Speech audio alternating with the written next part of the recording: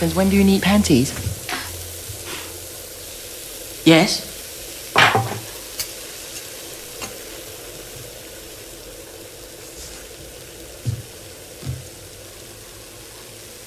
What are you, brainless?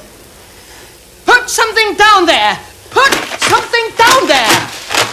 I wasn't his girlfriend. I was his slave. 9 years ago, one morning, he kidnapped me and locked me in his basement. At first, I begged him to let me go, but he told me my family didn't want me anymore. He starved me to crush my hopes of escaping. That's when I realized the only way to survive was to please him. On the 90th day of my captivity, I smeared toothpaste on my arm and pretended I was hurt, hoping he would take me to a hospital. But my terrible acting didn't fool him. To brainwash me even further, he installed a telephone in the basement and repeated the same sentence to me every single day.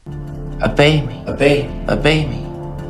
Over the next 4 years, he trained me to behave like a little pet. Whatever he told me to do, I did. One day I had my first period, a moment that should have marked my step into girlhood, but he only looked disgusted and ordered me to clean myself up. Later, he suddenly shaved my head bald, like a madman. I didn't understand why until much later. His mother had found one of my hairs on him, and it triggered his paranoia. As I grew older, I noticed his gaze toward me begin to change. That night, he told me to sleep in his room. Before we slept, he tied our hands together with a belt, and then he raped me. From that day on, I became a tool for venting desires. One night, I gathered the courage to ask him a question. Why did you beat me? I saw your smile.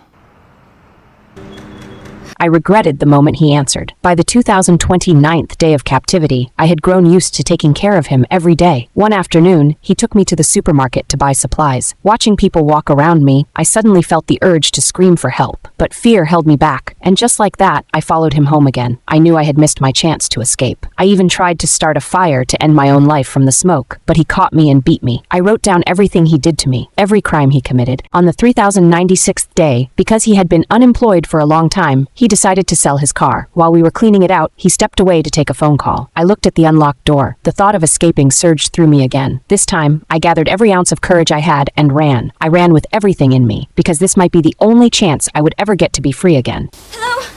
Hello, can you help me? Please, can you call the police? What are you doing in my garden? Natasha Campush, it's about a kidnapping. And finally, I saw my parents again. That same day, after I escaped, he calmly walked to the nearby train tracks and laid down on them. Between the two of us, only one could survive, and that person was me.